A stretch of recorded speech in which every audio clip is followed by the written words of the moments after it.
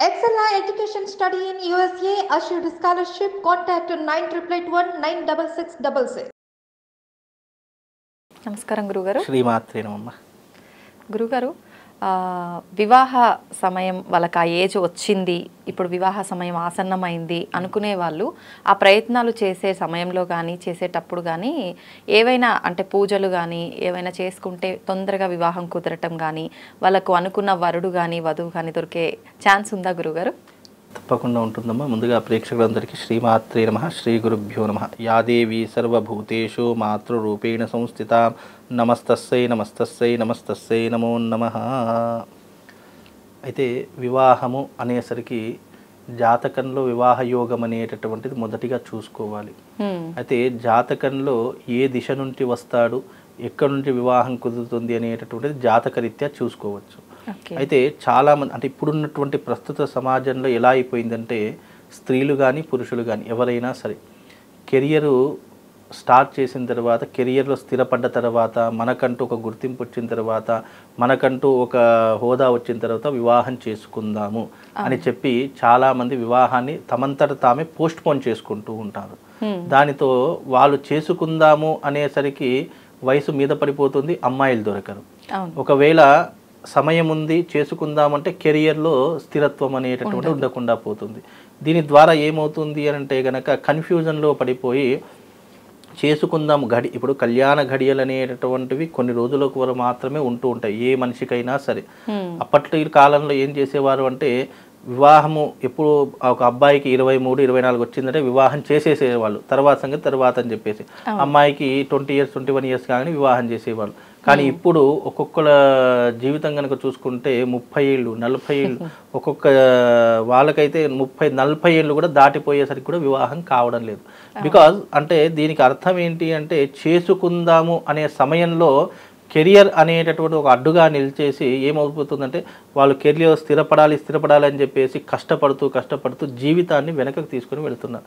కానీ పెద్దవాళ్ళు ఒక మాట చెప్తారు, ఏ వయసులో జరగవలసిన ముచ్చట ఆ వయసులో జరగాలి, అలా జరిగితేనే జీవితం అనేటటువంటిది సజావుగా సాగిపోతుంది. ఇప్పుడు జీవితంలో కెరియర్లో ఒక పెళ్ళి అనేది చాలా ప్రధానమైనటువంటి ఘట్టం. ఆ పెళ్ళి అనేటటువంటి దానిలో కనుక చూసుకున్నట్టయితే ఇటు కెరియర్కి పెళ్ళికి ముడిపెట్టేసరికి మీరు అన్నట్టుగా ఆలస్యం అయిపోతూ ఉంటుంది, జీవితం అంతా వెళ్ళిపోతూ ఉంటుంది. కానీ అలా ఆలస్యం చేసుకుంటే ఇటు హెల్త్ రిలేటెడ్ ప్రాబ్లమ్స్, అలాగే జీవితంలో కొన్ని ఇబ్బందులు అనేటటువంటివి తప్పవు. అందుకే సనాతన ధర్మం ఏం చేసిందంటే అబ్బాయిని పెద్దవాడిగాను అమ్మాయిని చిన్నవాళ్ళగాను ఎందుకు నియమం చేశారు అని అంటే గనక ఎప్పుడైనా సరే పెద్దవాళ్ళు అనేటటువంటి సమయంలో మగవాడు పెద్దవాడు, ఆడవాళ్ళు చిన్న వయసు అంటే ఒక 2-3 సంవత్సరాల గ్యాప్లో చూస్తారు. దీనికి కారణం ఏంటి అంటే గనక ఎప్పుడైనా పోషించేటటువంటి వాడు తమ జీవిత కాలంలో పెద్దవాడై ఉండాలి. అలాగే సేవలు చేసుకునే ఒక స్త్రీ కూడా చెప్పినట్టుగా వినాలి అంటే తనకంటే పెద్దవాడయ్యే ఉండాలి అని చెప్పేసి ఒక 2-3 సంవత్సరాలు గ్యాప్ అనేటటువంటిది పెడుతూ ఉంటారు. అలాగే దీని ద్వారా ఏమవుతుంది అంటే అర్థం చేసుకునే విధానంలో కూడా ఎన్నో రకాలైనటువంటి మార్పులు వస్తూ ఉంటాయి. ఎందుకంటే ఒక స్త్రీ తొందరగా ఎదగలేదు అంటే జీవితంలో ఏదైనా పని చేయాలన్నా లేదంటే ఏదన్నా సంసారంలో మనం ఏదైనా చేయాలన్నా కూడా తొందరగా మెచ్యూరిటీ అనేటటువంటిది రాదు. అందుకే అమ్మాయికి అంటే అబ్బాయి పెద్దవాడు కనుక నచ్చ చెప్తాడు, లేదంటే ఒక బిడ్డలాగానో ఒక తల్లిలాగానో లాలించి ఏదో ఒక రకంగా అర్థం చేసుకుంటాడు అనేటటువంటి విధానంతో వయసులో పెద్దవాడు అనేటటువంటి అంశాన్ని పెట్టడం జరిగింది. అయితే వివాహం అనేటటువంటి వ్యవస్థ వచ్చేసరికి చాలామంది సమయంలో ఇప్పుడు తమకు సంబంధాలు వస్తాయి, వాళ్ళంతా వాళ్ళే రిజెక్ట్ చేస్తారు. మళ్ళీ కొన్నాళ్ళు పోయిన తర్వాత వీళ్ళు ఎంత ప్రయత్నం చేసినా సంబంధాలు అనేవి రాకుండా పోతాయి. ఇవి చాలామంది జీవితాల్లో ఇప్పుడు జరుగుతున్నటువంటి సంఘటనలు. రీసెంట్గా ఒక క్లయింట్ ఏంటంటే తనకు కెరియర్ బాగున్నప్పుడు సంబంధాలు ఎన్ని వస్తున్నా కూడా తనంతా తాను రిజెక్ట్ చేసుకున్నాడు. సర్లే మళ్ళీ చేసుకుందాం ఇప్పుడు ఎందుకు తొందర వచ్చింది అనుకుంటూ 30-32 ఏళ్ల వరకు సంబంధాలు రిజెక్ట్ చేశాడు.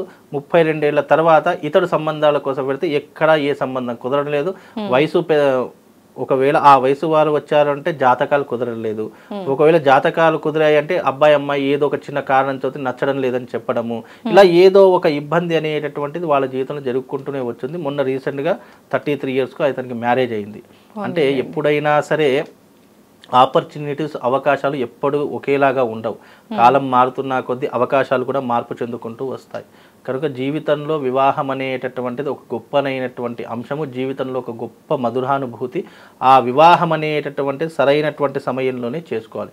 ఇటు కెరియర్కు ముడిపెట్టో, లేదంటే ఇటు ధనానికి ముడిపెట్టో, లేదంటే కుటుంబానికి ముడిపెట్టో వివాహాన్ని ఆలస్యం చేసుకుంటే గనక మొదటికే మోసం వస్తుంది. ఒకవేళ వివాహము ఇలా ఎన్ని ప్రయత్నాలు చేసినా కావడం లేదు, కుదరడం లేదు, నేను ఎన్ని ప్రయత్నాలు చేసినా ఎన్ని పూజలు చేసినా కుదరడం లేదు అని అంటే కనుక దానికి కన్యా పాశుపతము అనేటటువంటిది, అంటే పురుషుడికి గనక కన్యా పాశుపతం, స్త్రీకి గనక మన కన్యా పాశుపతం కాదు వరపాశుపతం అనేటటువంటిది ఉంటుంది. స్త్రీలకు పురుషులకు భిన్న పాశుపతాలు ఉంటాయి.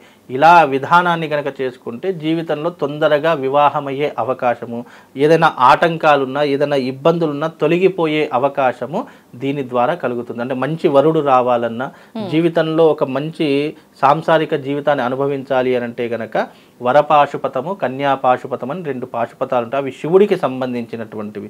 వివాహం జరగాలి అంటే శివానుగ్రహము తప్పనిసరిగా ఉండాలి. శివానుగ్రహం లేకపోతే గనక వివాహం అనేటటువంటి జరగడం కల్లా. కనుక శివానుగ్రహం కొరకు వరుడైనా సరే, వధువైనా సరే, అమ్మాయి అయినా సరే, అబ్బాయి అయినా సరే వాళ్ళ యొక్క జాతక పరిశీలన చేసి వాళ్ళకు తగినటువంటి రెమెడీస్ గనక చేస్తే తప్పకుండా వాళ్ళకు తొందరగా వివాహమయ్యే అవకాశం కనిపిస్తుందమ్మా.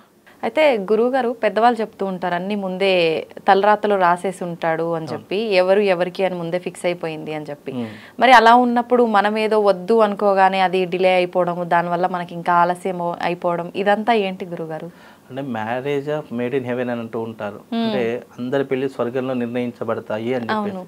కానీ దేనికైనా ఇది కలియుగము. పూర్వకాలంలో మీరు అన్నదానికి ఒక అర్థము పరమార్థం 2 ఉన్నాయి కాబట్టి సరైనటువంటి సమయం, ఇప్పుడు మా తండ్రులు కానీ తాతలు కానీ సరైనటువంటి సమయంలో పెళ్లి చేసుకునేటటువంటి వారు అని చెప్పేసి ఒక అర్థం ఉండేది. కానీ ఇప్పుడు అలా కాదు కదా. ఇప్పుడు భగవంతుడు ఏమి కాదు, అవకాశాలు ఇస్తున్నాడు, కానీ అవకాశాన్ని మనమే చేతులారా నాశనం చేసుకుంటున్నాం కదా. ఇప్పుడు ఒక అవకాశము భగవంతుడు ఇచ్చినప్పుడు దాన్ని సద్వినియోగం చేసుకుంటే మీరు అన్నట్టుగా పెళ్ళిళ్ళన్నీ స్వర్గంలో నిర్ణయిస్తారు కాబట్టి మనకు అనుకూలమైనటువంటి అమ్మాయి వస్తుంది అని చెప్పుకోవచ్చు. కానీ ఇప్పుడు ఉన్నటువంటి పరిస్థితుల్లో కాలగమనంలో ఏం చేస్తున్నారు, అవకాశాలు వస్తున్నాయి కానీ మనమే చేతులారా నాశనం చేసుకుంటున్నాము. ఇప్పుడు అప్పట్లో ప్రేమ అంటేనే చాలా బూతుగా చూసేటటువంటి వారు. అయ్యో ఒక అమ్మాయిని కన్నెత్తి చూసినా కూడా అదేదో పాపంగా చూసారు. కానీ ఇప్పుడు అలా కాదు కదా. జనరేషన్ మారిపోయింది, అలాగే వ్యవస్థ మారిపోయింది, ఆచారాలు మారిపోయాయి, సాంప్రదాయాలు అన్నీ మార్పు చెందుకుంటూ వచ్చాయి అన్నప్పుడు ఇలాంటి విషయాలు కూడా మార్పు చెందుతూ వస్తాయి. ఇప్పుడు అదృష్టము ఒకేసారి తలుపు తడుతుంది, దురదృష్టం తీసేంత వరకు తడుతుంది అని అంటూ ఉంటారు. దీనిలో కూడా అదే ప్రామాణికంగా తీసుకుంటే నీకు అవకాశాలు భగవంతుడు ఇచ్చినప్పుడు నువ్వు దాన్ని కాలదన్నుకుంటే ఆ అదృష్టం మరొకరికి సొంతం అయిపోతుంది. ఇప్పుడు 100 పెళ్లి చూపులు చూస్తావు, 100 పెళ్లి చూపులు నువ్వు రిజెక్ట్ చేసావంటే తప్పెవరిది? భగవంతుడిది కాదు కదా, నీది కదా. అందులో నీకు 100 ఆపర్చునిటీస్ వచ్చినప్పుడు ఏదో ఒక దాన్ని నువ్వు సెలెక్ట్ చేసుకోవాలి. అలా కాదు అనుకుంటే ఆ 100ది కూడా వేరే వాళ్ళకు సొంతమైపోతుంది.